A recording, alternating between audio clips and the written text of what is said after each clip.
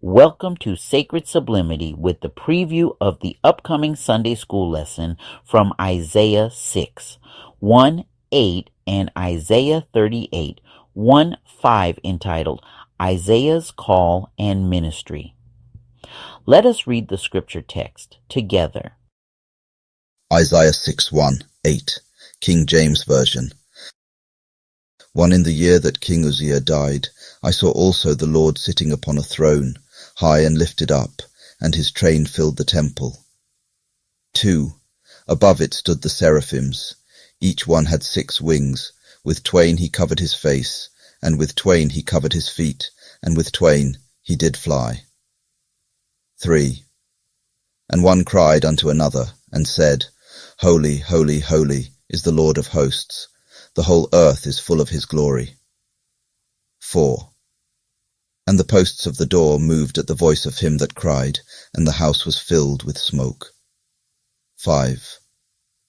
Then said, woe is me, for I am undone, because I am a man of unclean lips, and I dwell in the midst of a people of unclean lips, for mine eyes have seen the King, the Lord of hosts. 6. Then flew one of the seraphims unto me, having a live coal in his hand, which he had taken with the tongs from off the altar. 7. And he laid it upon my mouth, and said, Lo, this hath touched thy lips, and thine iniquity is taken away, and thy sin purged. Also I heard the voice of the Lord saying, Whom shall I send, and who will go for us? Then said I, Here am I, send me. Isaiah 38:1-5 King James Version. Born in those days was Hezekiah sick unto death.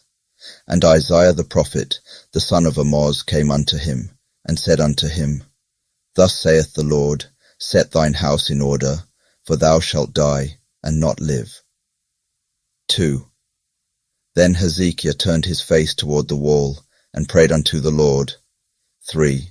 And said, Remember now, O Lord, I beseech thee, how I have walked before thee in truth, and with a perfect heart, and have done that which is good in thy sight.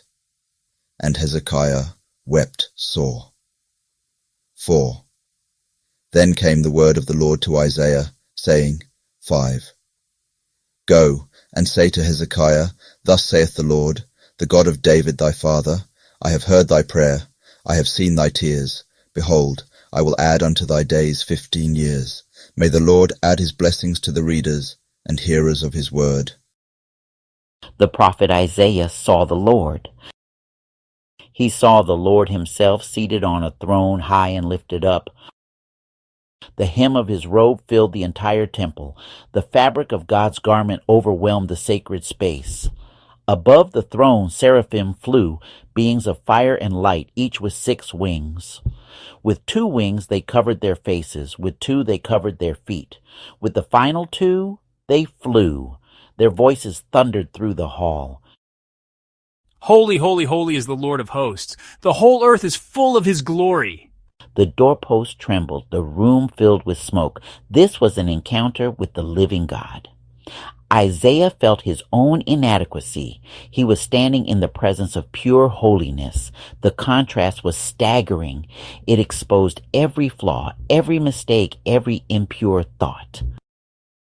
Isaiah wasn't just in awe, he was undone. Woe is me, for I am lost, for I am a man of unclean lips, and I dwell in the midst of a people of unclean lips, for my eyes have seen the King, the Lord of hosts.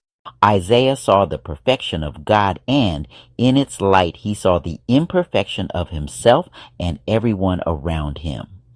He felt utterly disqualified. But one of the seraphim flew to Isaiah. In its hand was a burning coal taken with tongs from the altar, the very altar where sacrifices were made for sin. The angel touched the coal to Isaiah's lips. This was a fire of purification, not punishment. The angel declared, Behold, this has touched your lips. Your guilt is taken away, and your sin atoned for. In an instant, Isaiah, who felt unclean, was made pure. God didn't just show Isaiah his glory, he shared his grace. With the thunder of the seraphim song still echoing and the sting of the coals still fresh on his lips, Isaiah heard another voice. This one was different. The Lord himself spoke. Whom shall I send, and who will go for us? Imagine that. The creator of the universe, the King of Kings, was looking for a messenger. God had a task that needed doing, and he was looking for a messenger, a volunteer. Isaiah did not hesitate. Just moments before, Isaiah was crying out in despair, convinced of his own unworthiness. Here am I, send me. What a beautiful answer. This is a statement of surrender. Isaiah's response became the anthem for anyone whose heart has been touched by God. It is the understanding that our ability to serve does not come from our own strength or talent. Answering God's call doesn't always mean staying in the throne room. For Isaiah, being sent meant leaving that glorious, smoke-filled temple and entering the world of frail, hurting people. His ministry was not one of constant heavenly visions. It was often gritty, difficult, deeply personal.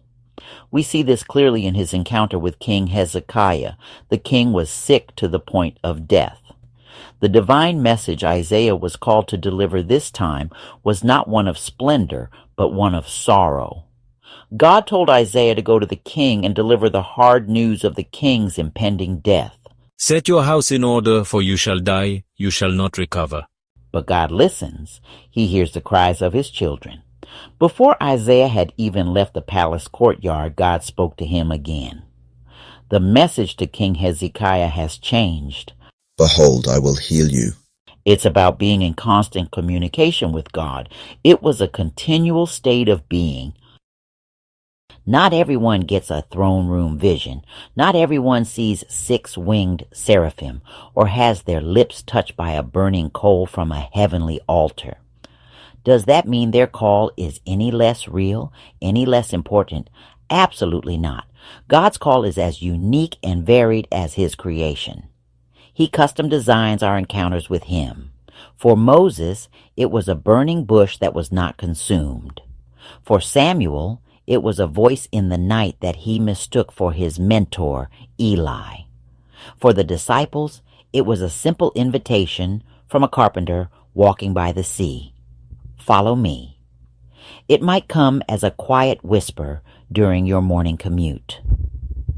A persistent thought you can't shake a nudge to encourage a coworker who is struggling.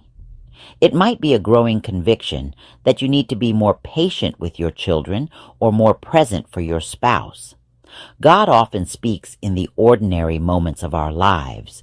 Your mission field might be your office, your neighborhood, or the kitchen table where you help your kids with their homework.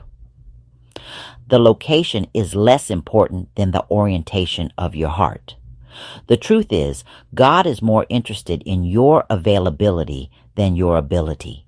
He is looking for ordinary people who will simply say yes.